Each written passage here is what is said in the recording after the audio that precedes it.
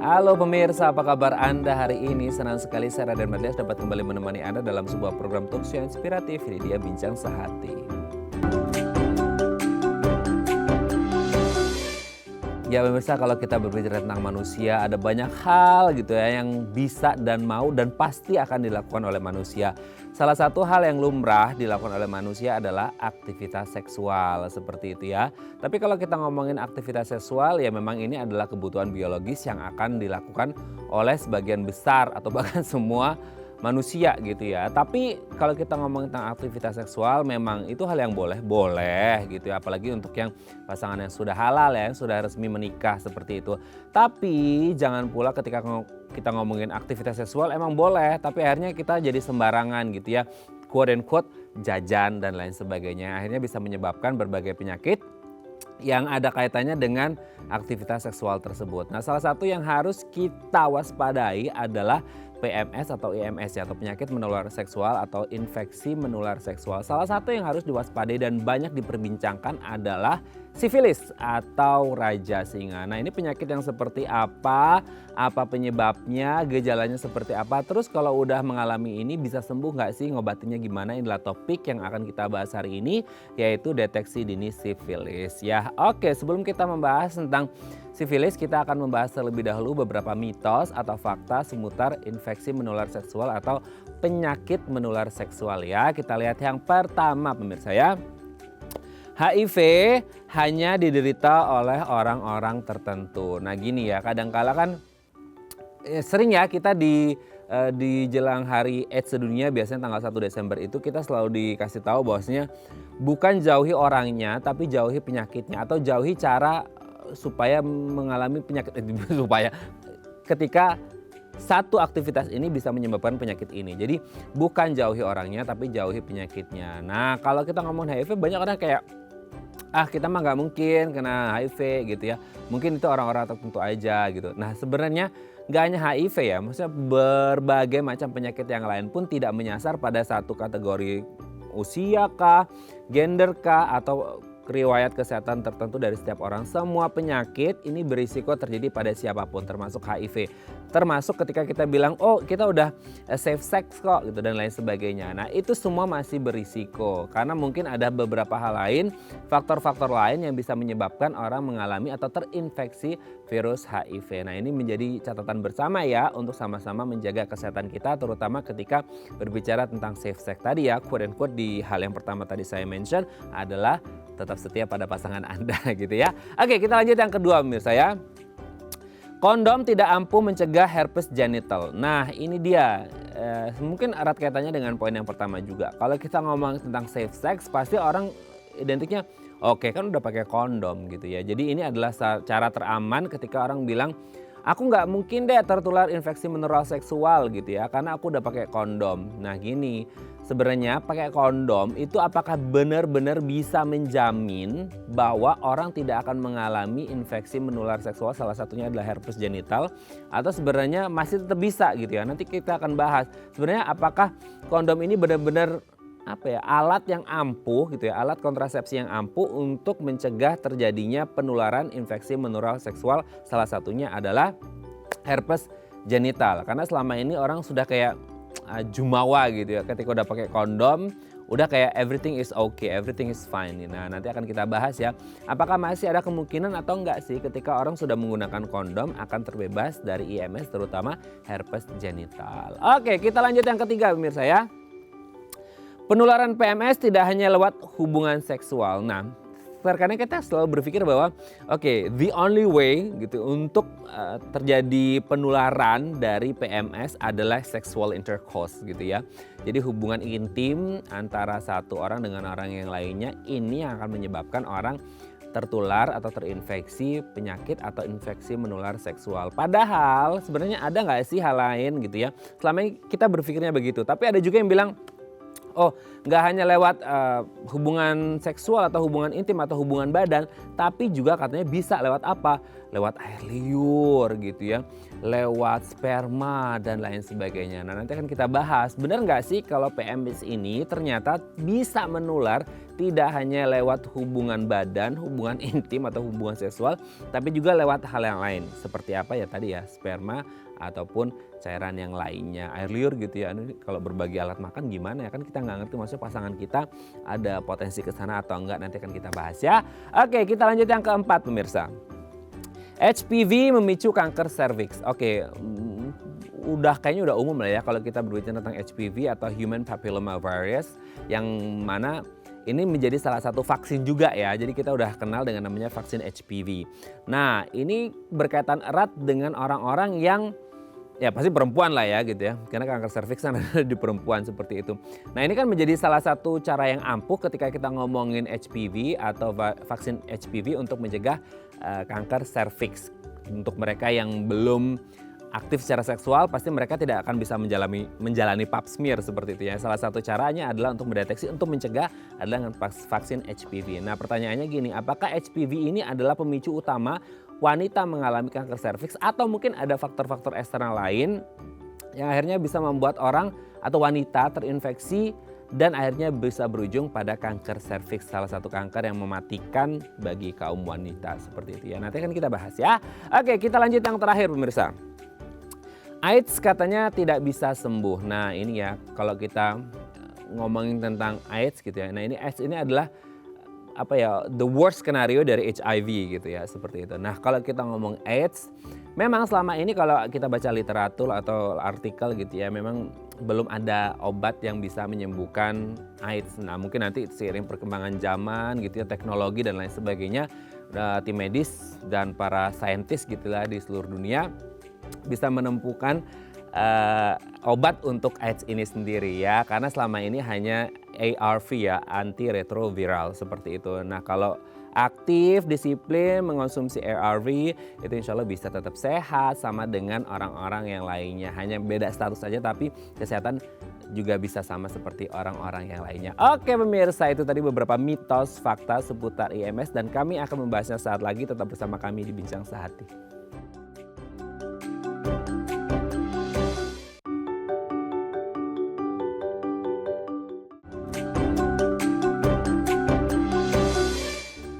Baik, Anda masih bersama kami di Bincang Sehati. Tadi di segmen sebelumnya kita sudah membahas mitos atau fakta seputar penyakit menular seksual ya atau PMS. Nah untuk mengonfirmasi apakah ini fakta atau mitos belaka telah hadir bersama kami di studio Bincang Sehati.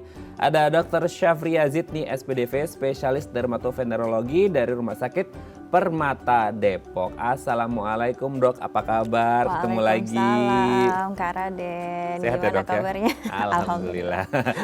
Oke dok, hari ini kita akan membahas ya, ini karena jelang weekend ya, ini kayaknya bahasanya seputar penyakit menular seksual gitu ya. Oke, kita akan sebelum ngomongin tentang tema besar kita hari ini yaitu sifilis, kita akan bahas terlebih dahulu secara umum tentang penyakit menular seksual, mitos atau fakta yang sudah beredar di masyarakat. Kita bahas yang pertama ya dok ya, mitos atau fakta nih, HIV hanya diderita oleh orang tertentu. Jadi banyak orang yang beranggapan bahwa oh HIV itu hanya untuk circle-circle tertentu lah gitu ya. Kita di masyarakat kita udah banyak yang akhirnya mengotak-ngotakan bahwa oh HIV itu hanya akan terjadi di circle-circle tertentu atau pada orang-orang tertentu. Nah sebenarnya kalau kita ngomongin HIV ini sendiri sebenarnya apakah hanya di circle tertentu atau sebenarnya semua orang yang sadar atau tidak sadar yang melakukan atau tidak melakukan, hanya dampaknya aja itu bisa mengalami nggak sih dok?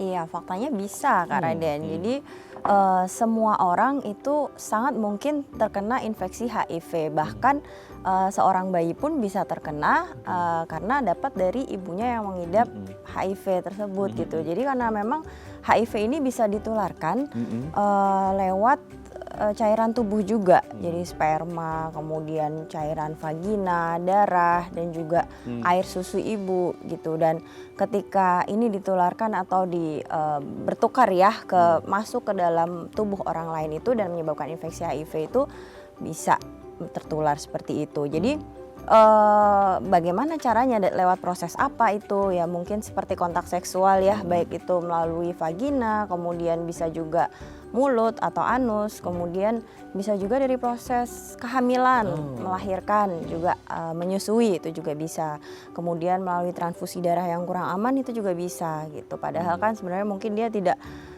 neko-neko gitu Iya, ya, betul, tapi betul, kebetulan pas lagi nggak beruntung aja gitu, kebetulan dapat kejadian seperti itu, bisa saja Kak Raden gitu. Nah, Dok, ini kan kasus yang sering lah ya kita baca, kasus-kasus tentang HIV ini sendiri, kayak istri di rumah lurus-lurus aja, misalnya ngurus rumah tangga, ngurus anak dan lain sebagainya. Tapi kan aktivitas suami di luaran nggak ada yang ngerti ya, kemudian ikut jajan dan lain sebagainya.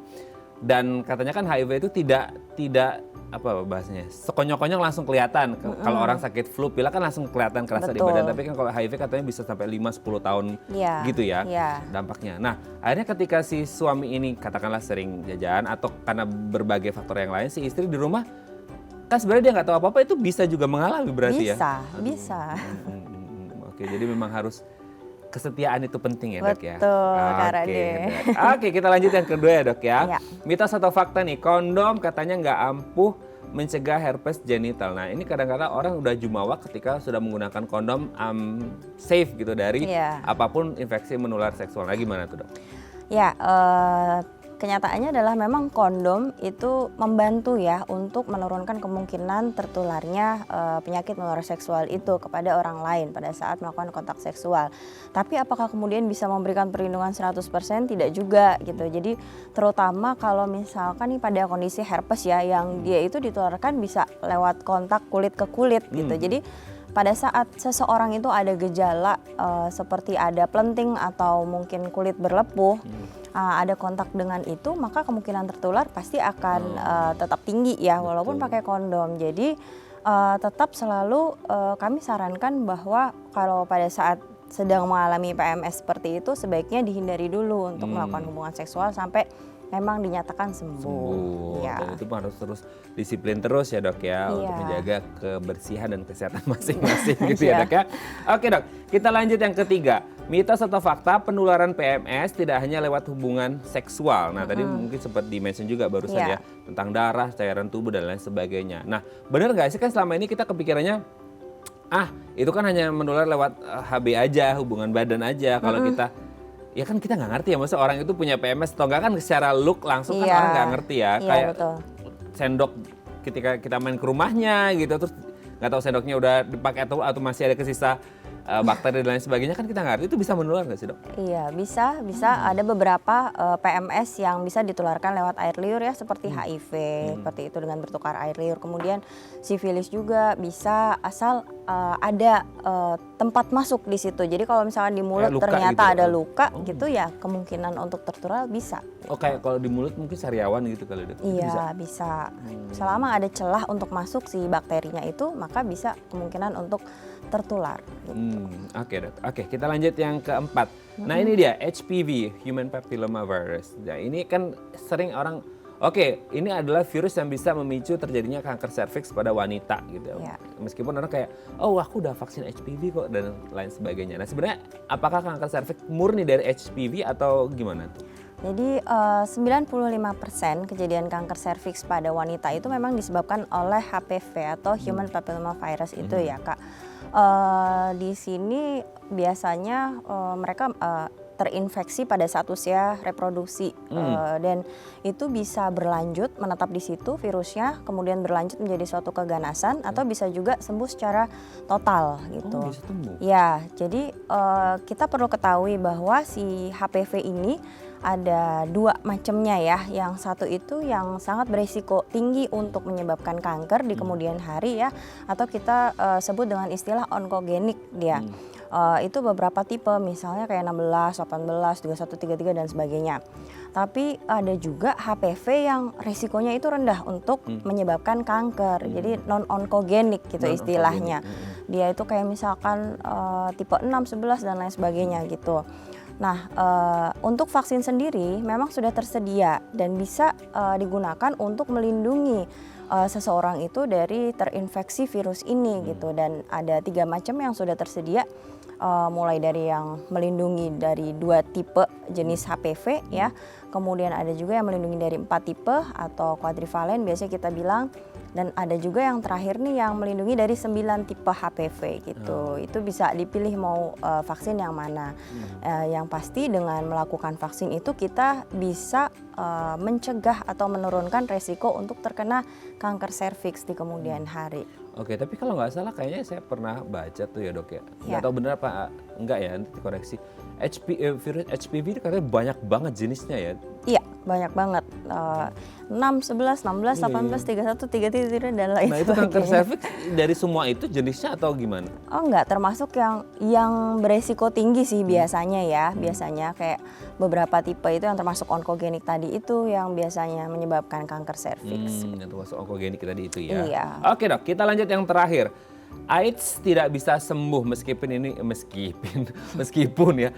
hari ini bukan hari AIDS gitu, tapi kita ngomongin tentang AIDS karena memang salah satunya IMS gitu ya. Iya. AIDS katanya tidak bisa sembuh. Nah gimana tuh? Kan selama ini ada yang kalau ARV itu hanya untuk HIV atau AIDS juga atau gimana? HIV itu kan virusnya, tapi kalau AIDS itu penyakitnya. Oh, gitu. oke. Tapi selama ini kan ada statusnya HIV dan AIDS beda atau gimana? HIV itu kan nama virusnya ya, Human Immunodeficiency Virus gitu. Jadi itu adalah virus yang menyerang ketahanan tubuh, daya tahan tubuh seseorang. Oke. Jadi ketika terkena HIV maka perlahan demi perlahan daya tahan tubuh seseorang itu akan turun, apalagi kalau tidak mendapatkan terapi ARV tadi. Memang sampai saat ini belum ada obat yang totally bisa menyembuhkan HIV ya, infeksi dari virus HIV ini. Tapi kita bisa berikan ARV atau obat antiretroviral yang berfungsi untuk membatasi aktivitas dari virus itu sehingga seorang penderita HIV itu bisa memiliki kualitas hidup yang lebih baik, kemudian yang lebih sehat gitu, dan mungkin untuk memiliki harapan hidup yang lebih panjang, dan resiko untuk menularkan ke pasangan hidupnya akan lebih kecil gitu. Tapi sebenarnya ini pertanyaan mungkin banyak orang juga kan udah dari lama ya mungkin penyakit AIDS ini ya gitu, HIV gitu. Iya.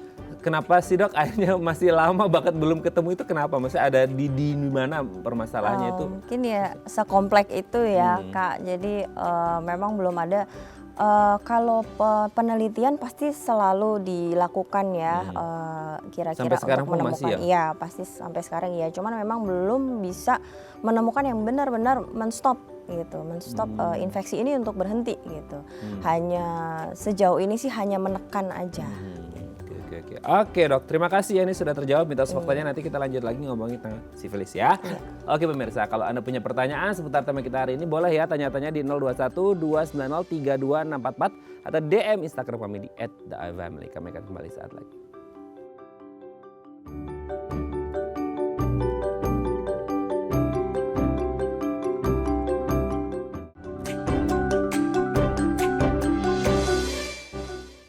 Baik, Anda masih bersama kami di Bincang Sehati dan kita masih membahas tema kita hari ini bagaimana sih cara mendeteksi dini sifilis supaya kalau mengalami ya semoga enggak ya gitu, nauzubillah min dzalik. Tapi kalaupun ada risiko-risiko kan kita nggak ngerti walau alam ya, di luar sana banyak faktor-faktor eksternal yang bisa membuat kita mengalami penyakit ini.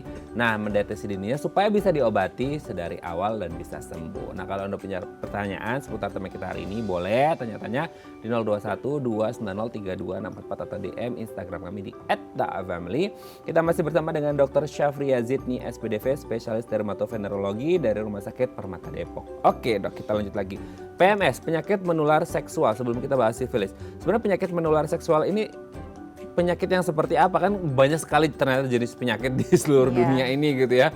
Nggak ngerti ini gitu ya. Pokoknya kita harus tetap sehat intinya lah. Tapi kok penyakit menular seksual ini penyakit yang seperti apa sih dong? Ya, penyakit menular seksual seperti istilahnya maka itu adalah penyakit seputar yang ditularkan, bisa ditularkan secara seksual atau melalui hubungan seksual gitu. Nah, dia macam-macamnya ada banyak ya, pastinya ada yang disebabkan bakteri, virus, parasit, jamur, banyak jenisnya gitu ya. Jadi mulai dari yang bakteri itu ada gonore, sifilis, jamur itu yang banyak tuh kalau pada wanita kandidiasis gitu ya.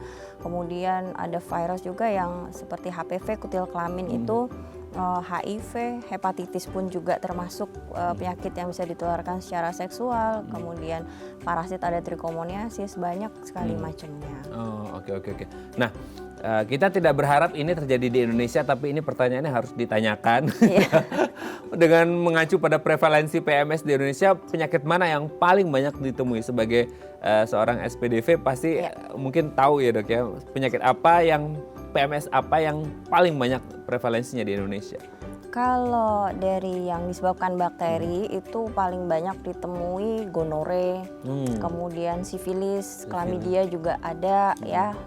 Kemudian untuk yang parasit itu yang banyak trichomoniasis gitu. Sedangkan untuk virus itu paling banyak ditemui itu kutil kelamin. Kutil kelamin. Ya, atau yang disebabkan oleh virus HPV tadi, ya, kemudian HIV itu hepatitis juga. Oh, oke.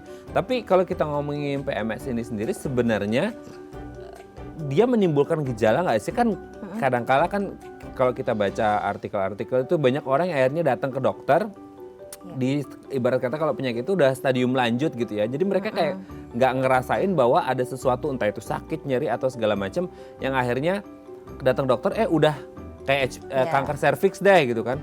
Kan rata-rata kayak nggak ngerti nih, apalagi kayak kita banyak ya public figure yang mengalami ini dan akhirnya kayak mereka disorot oleh media dan akhirnya kita tahu bahwa oh mereka udah masuk stadium 3 bahkan stadium 4, stadium lanjut gitu dok.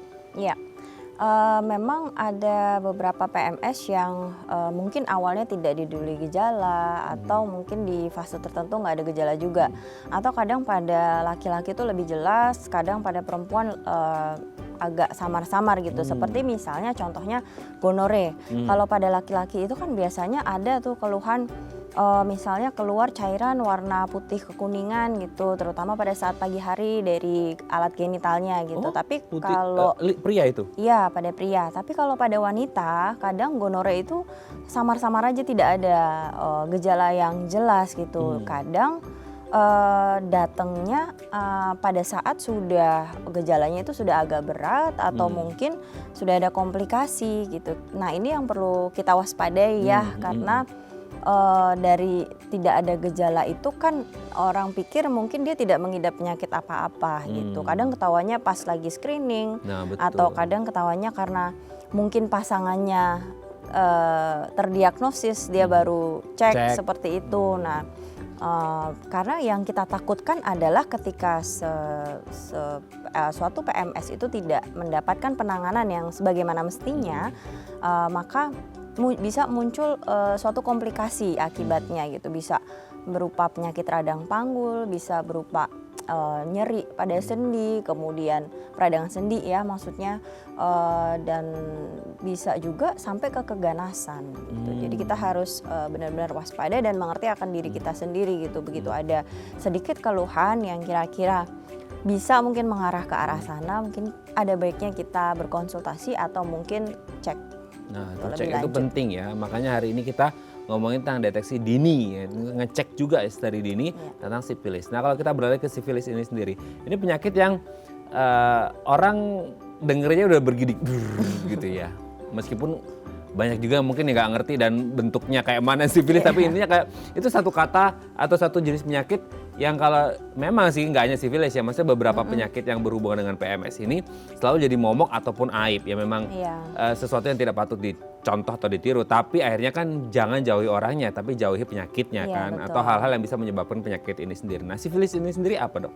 Ya, sifilis itu salah satu penyakit menular seksual yang disebabkan oleh bakteri. Nama bakterinya itu Treponema pallidum.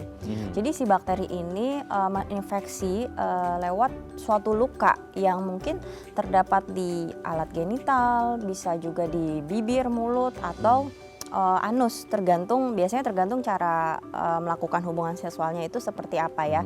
Jadi biasanya kan pada saat aktivitas seksual itu ada gesekan ya.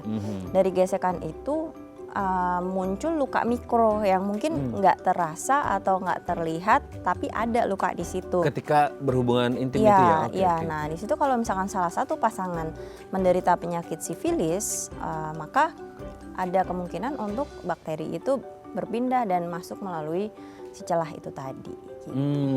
Oke. Tapi pasti lewat luka ya, maksudnya Iya. kalau tidak ada luka dia nempel, dia tidak akan menginfeksi atau gimana? Iya, kemungkinan lebih kecil untuk Kemungkinan lebih terinfeksi. kecil Iya. ya.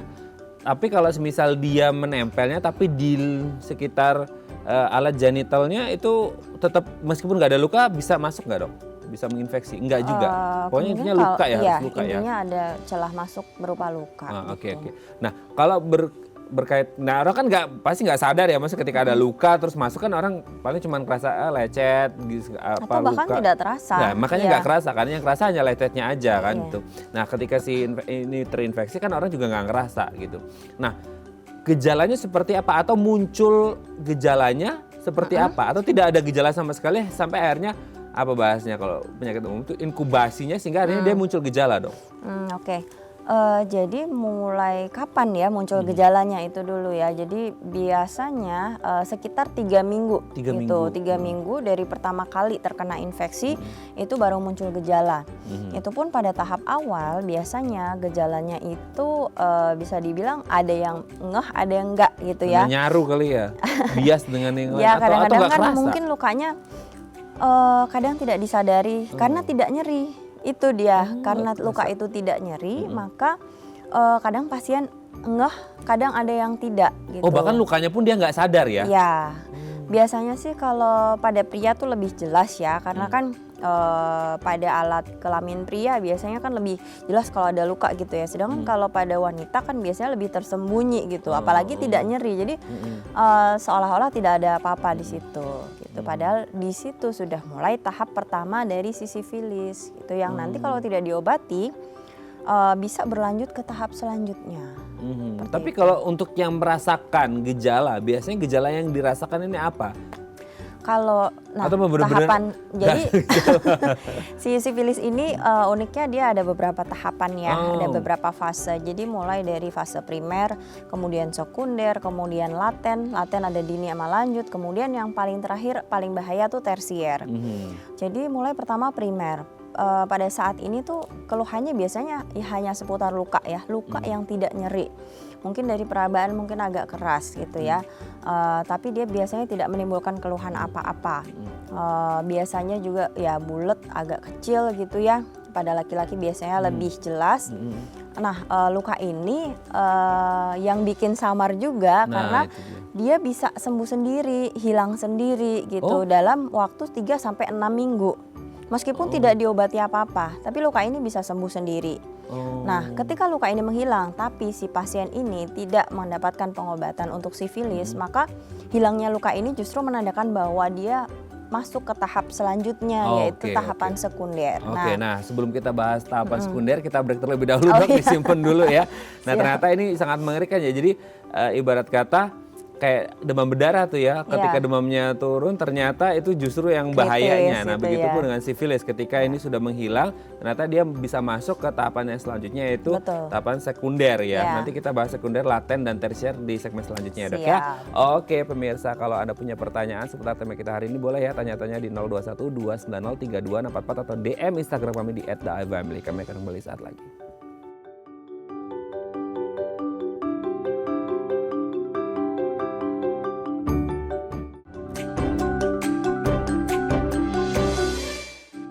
Baik, Anda masih bersama kami di Bincang Sehati. Kita masih membahas tema kita hari ini seputar sifilis. Kalau Anda punya pertanyaan seputar tema kita hari ini boleh ya tanya-tanya di 021 290 32644 atau DM Instagram kami di @theifamily. Kita masih bersama dengan Dr. Syafriya Zidni SPDV, spesialis dermatovenerologi dari Rumah Sakit Permata Depok. Oke dok, kita lanjut lagi. Nah, tadi kan sempat dimention sebelum kita bahas sifilisnya adalah ketika ada PMS atau IMS terjadi, itu kayak di laki-laki itu kayak lebih jelas ya, lebih Iya. kelihatan. Tapi kalau perempuan kan kadang-kadang agak nyaru atau nggak kelihatan atau nggak kerasa seperti itu. Nah kalau di sifilis ini sendiri berarti perempuan juga akan mengalami hal yang sama, dalam artian tadi kan sudah di-mention ya, maksudnya kayak alat kelamin perempuan kan mungkin agak lebih tersembunyi, jadi kayak mereka bahkan nggak sadar bahwa ada luka dan tidak mengalami nyeri pun. Berarti ini intinya adalah apakah, bukan berarti karena saya cowok ya bilang wanita lebih berisiko atau gimana tuh dok? Sebenarnya tidak lebih beresiko sih, resikonya Sama-sama hampir aja. sama ya. Cuman ya itu tadi karena gejala awalnya itu berupa luka yang tidak nyeri dan lukanya itu ya biasanya simpel luka kecil aja gitu. Karena pada wanita kurang terlihat mungkin ya dan tidak ada keluhan juga, jadi ya udah bablas aja kadang-kadang gitu. Jadi terlihat samar-samar padahal sebenarnya sama gejalanya, sama-sama ada luka gitu. Cuman kan kalau penis itu kan ya kelihatan ya gitu. Tapi kalau pada organ genital wanita itu akan lebih ya seperti yang Kak Raden bilang tersembunyi gitu ya. Gitu. Oke. Tapi ngomongin luka ya tadi dokter menyebutkan luka. Nah sebenarnya ini masih ngawang-ngawang nih, luka yang ditimbulkan karena sifilis ini yang seperti apa? Dalam artian kayak luka kita jatuh kan ada baret-baret gitu kan ya. Nah kalau luka yang ditimbulkan sifilis ini menimbulkan luka atau luka yang ada terus kemudian tertempel bakteri? Jadi gini, pertama itu ada celah aja gitu, entah itu apa mungkin sedikit lecet atau apa itu yang bisa menyebabkan masuknya si bakteri penyebab sifilis itu. Nah kemudian akhirnya terjadi luka ya. Nah luka ini biasanya bentuknya itu bulat, lukanya bersih, kemudian tidak menyebabkan nyeri, nggak ada nanah atau apa gitu, bersih lukanya gitu. Jadi ya luka simpel aja gitu bentuknya. Oke. Biasanya ada di tahapan primer tadi. Di tahapan primer. Itu bisa muncul di area mana? Nanti area reproduksi atau Di area tempat intim? ini terjadinya infeksi. Jadi memang paling banyak di area intim itu tadi ya pada saat dilakukan hubungan seksual. Tapi kalau misalkan hubungan seksualnya dilakukan secara anogenital ya dengan mulut genital, maka ada kemungkinan terjadi luka juga di situ kan, ada luka di situ kemudian bisa menyebabkan sifilis masuk, kemudian luka berkembang itu bisa di mulut atau di bibir. Begitu juga di anus untuk yang male sex with male ya, cowok dengan cowok gitu, maka kemungkinan lukanya kita temukan di anus. Oh, oke. Nah, oke itu berarti di tahapan primer ya, di mana kelihatan loh. Nah, kita lanjut lagi ke tahapan yang selanjutnya sekunder, tadi sempat terputus. Ini katanya menghilang tuh berarti luka-luka dan segala macam yang terlihat. Justru Iya. katanya lebih bahaya gimana tuh? Iya, jadi setelah lukanya menghilang mungkin sekitar 4-8 minggu itu bisa berlanjut ke sifilis yang sekunder. Nah, di sini karena si bakteri ini ya udah ibaratnya udah nyebar gitu ya secara sistemik, secara menyeluruh ke seluruh tubuh gitu. Dia lewat aliran darah.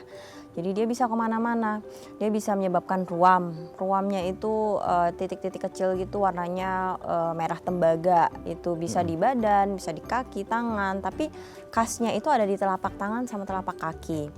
Terus bisa juga dia sampai ke folikel rambut. Akhirnya menginfeksi di situ dan menyebabkan rambut rontok gitu. Orang pikir mungkin ini rambut rontok alopecia gitu ya.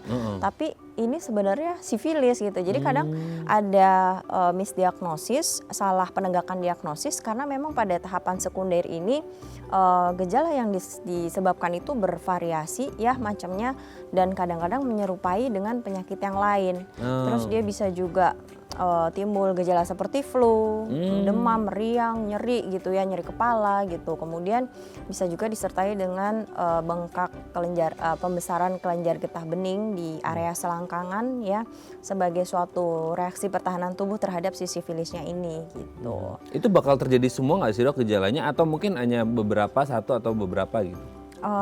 Ada yang hanya mengalami 1-2 gejala, tapi ada juga yang banyak tergantung daya tahan tubuh juga. Gitu. Oke, itu di tahapan sekunder ya. Iya. Terus kemudian lanjut lagi Lanjut lagi kalau misalkan nanti sampai setahun nih belum mendapatkan pengobatan yang sesuai, pengobatan sifilis yang sesuai, akhirnya dia tidak bergejala lagi. Dia tenang, kemudian walaupun tenang nggak ada gejalanya, tapi dia tuh masih dalam kondisi terinfeksi sifilis. aktif ya Di itu. dalam darahnya banyak didapatkan bakteri treponema dan kalau kita lakukan pemeriksaan tuh pasti titer antibodinya tinggi terhadap sifilis.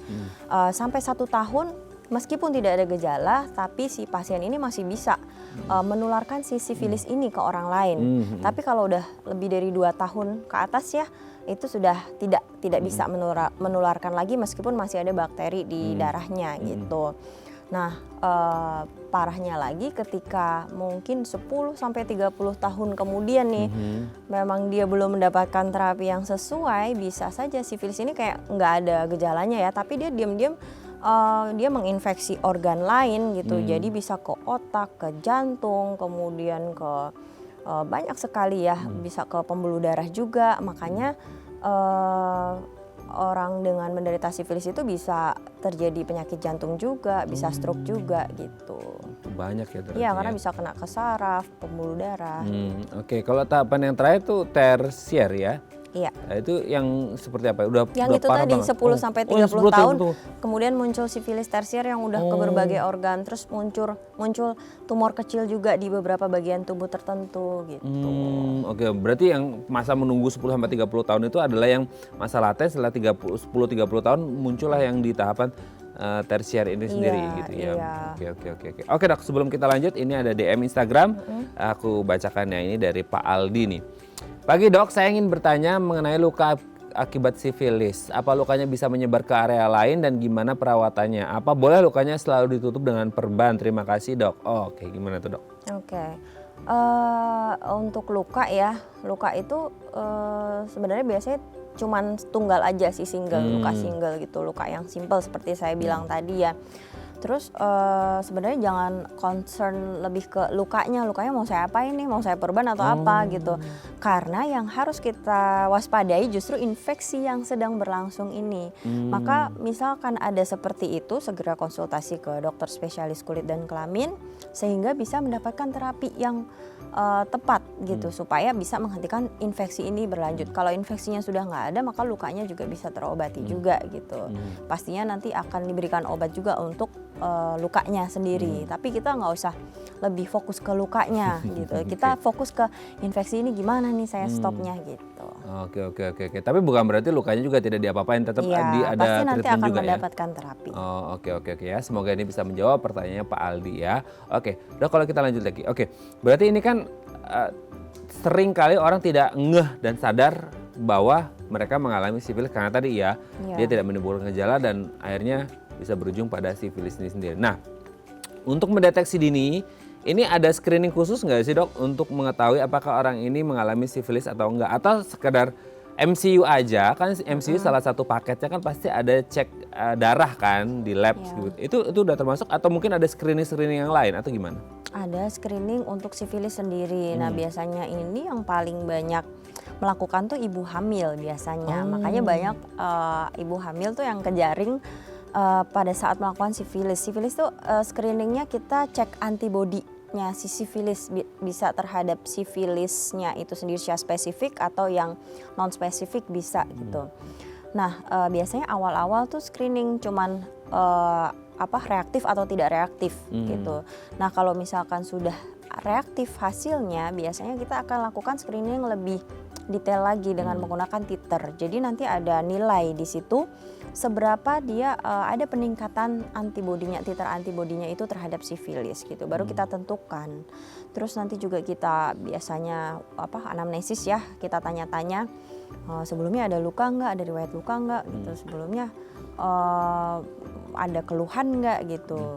Kalau nggak ada keluhan, rata-rata sih nggak ada keluhan. Jadi itu sudah masuk ke sifilis laten biasanya.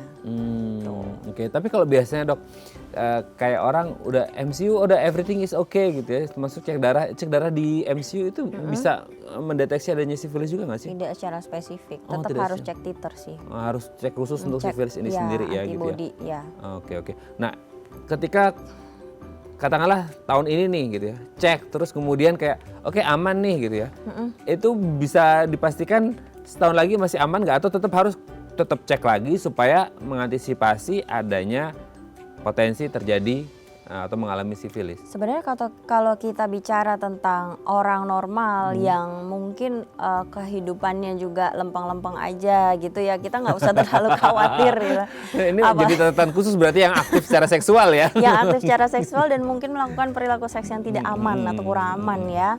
Saya berganti-ganti pasangan, nah itu wajib menurut saya sih ya sebaiknya screening secara berkala aja gitu. Baik itu nggak ada gejala gitu.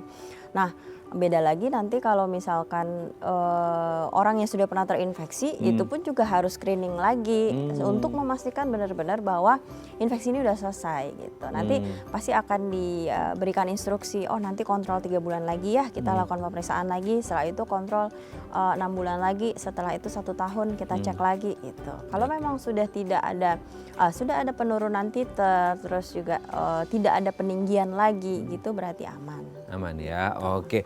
Bagaimanapun kalau ada yang sudah mengalami ini dan didiagnosis mengalami ini tentu ada pengobatan. Kita akan bahas pengobatannya di segmen selanjutnya, Dok ya. Oke pemirsa, kalau Anda masih punya pertanyaan boleh ya tanya-tanya di 021 290 32644 atau DM Instagram kami di @daifamily. Kami akan kembali saat lagi.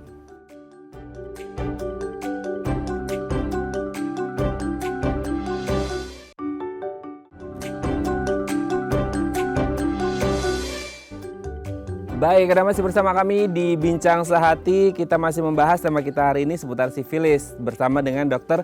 Syafria Zidni, SPDV, spesialis dermatovenerologi dari Rumah Sakit Permata Depok. Oke dok, kalau ngomongin pengobatannya seperti apa? Oke, pengobatan sifilis karena dia disebabkan oleh bakteri ya, jadi kita maka berikan antibiotik sebagai pengobatannya. Nah nanti bagaimana dosisnya, berapa lama itu akan disesuaikan dengan fase tadi, fase primer, sekunder, tersier seperti itu ya. Jadi untuk si primer sama sekunder pastinya akan lebih simpel pengobatannya, bisa lewat oral ya? Gitu, bisa minum atau bisa injeksi gitu. Tapi kalau yang tersier seperti itu biasanya kita berikan obat melalui infus atau intravena. Gitu, dan waktunya juga akan lebih lama juga untuk pengobatannya. Laten juga biasanya bisa kita berikan obat minum, bisa injeksi, bisa gitu. Kemudian untuk kasus ibu hamil juga itu masih bisa diberikan antibiotik yang aman untuk ibu hamil. Biasanya sih kita pilihannya injeksi ya kalau bisa. Gitu. Tapi kalau nggak bisa, kita bisa berikan per oral juga. Oke, ini juga yang menarik ya ketika ngomongin ibu hamil, ya itu ya lagi-lagi tadi masalah pasangan ya dok ya. Kita tidak bisa pungkiri banyak fakta di lapangan bahwasanya ada ibu yang tertular dari suaminya dan kebetulan si ibunya sedang hamil. Nah ketika di kondisi hamil dan terdeteksi sifilis, aman nggak sih dia? Plus juga dia kan harus konsumsi obat. Nah, oke lah konsumsi obat untuk menyembuhkan si sifilisnya. Tapi untuk ibu dan si janinnya sendiri gimana? Apakah ada risiko tertular juga si janinnya atau gimana? Tergantung ya pada saat apa itu pada bulan kehamilan keberapa itu terdeteksi sifilis ya pada ibu hamil tersebut. Yang paling baik adalah begitu terdeteksi maka kita segera lakukan pengobatan ya. Tujuannya adalah supaya ibu ini tidak menularkan sifilis ke janinnya karena sifilis ini bisa ditularkan ke janin tuh melalui plasenta gitu. Jadi paling baik itu sebenarnya dilakukan pengobatan pada 3 bulan 4 bulan pertama itu paling baik ya. Maka resiko untuk tertular ke janinnya itu akan lebih kecil gitu. Yang ditakutkan apa? Nanti bisa mengganggu organogenesis atau pembentukan organ ya. Jadi nanti ada mungkin cacat bawaan atau bisa juga terjadi aborsi, bisa juga pada saat lahir nanti bayi ini mengalami infeksi sifilis dari lahir atau kita sebutnya sifilis kongenital, itu bisa juga seperti itu.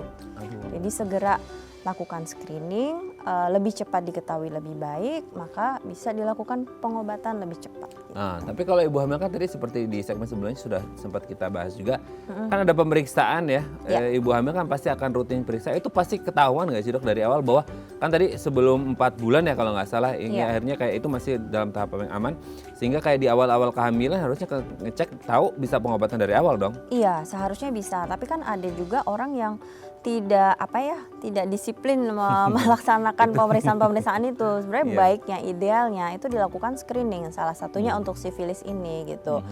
Karena risiko ke janinnya itu tadi ya gitu. Tapi ada beberapa yang baru melakukan itu terus udah agak terlambat gitu. Kadang-kadang juga cuek aja nggak melakukan, tiba-tiba pada saat lahir nanti ada temuan yang kita temukan di bayinya gitu.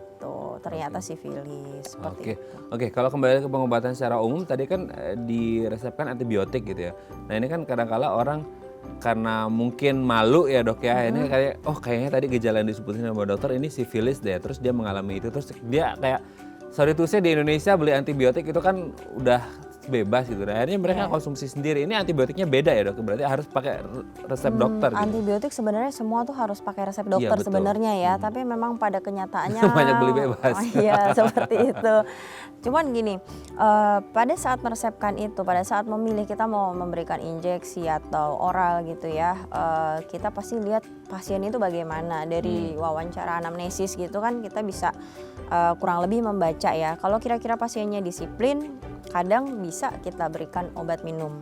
Tapi kalau misalkan pasiennya tidak disiplin, mungkin kita ikat aja dengan injeksi langsung gitu. Oke, kalau dia obat minum itu biasanya konsumsinya per hari. Nah kalau injeksi kan apa mungkin setiap hari bolak-balik injeksi ya atau gimana tuh? Kalau obat minum kan harian ya gitu dikonsumsinya. Tapi kalau misalkan injeksi itu kalau pada fase primer ya udah cukup sekali injeksi. Udah selesai. Oh, nggak perlu oral intake lagi atau gimana? Enggak, tidak perlu. Oke. Nah itu bisa berapa lama dok kalau yang oral minumnya? Kalau oral bisa dalam harian ya, kalau primer, sekunder itu dalam jangka waktu harian. Tapi kalau untuk yang lanjut ya sifilis laten itu bisa hitungan sampai mungkin 1 bulan gitu ada juga. Ini kalau untuk intake oral ya gitu. Terus kalau injeksi, kalau pada laten sih biasanya sampai 3 minggu ya, kita lakukan injeksi 1 kali seminggu sampai 3 minggu atau 3 kali injeksi gitu. Untuk tersier pasti lebih lama lagi karena kita harus ada pengawasan kan dalam pemberian antibiotiknya itu karena kita lakukan secara intravena. Oke ya, apapun itu pengobatannya, kalau yang sudah mengalami semoga disiplin. Itu kuncinya dok ya. Disiplin supaya sehat dan tidak menularkan ke yang lain. Oke, terima kasih dok. Semoga obrolan kita hari ini bermanfaat dan bagi kita semuanya having a safe sex ya dan setia pada pasangannya masing-masing ya. Betul, amin. Terima kasih dok. Saya terus untuk keluarga di rumah dan teman-teman di Rumah Sakit Permata Depok ya dok ya. Assalamualaikum, selamat pagi. Oke pemirsa, itu tadi perbincangan kita seputar sifilis. Semoga bermanfaat ya. Saya Radhi Matias pamit. Sampai jumpa dan selamat kembali beraktivitas di hari Jumat yang indah ini. Jumat barokah dan selamat menyambut weekend. Sampai jumpa. Terima kasih.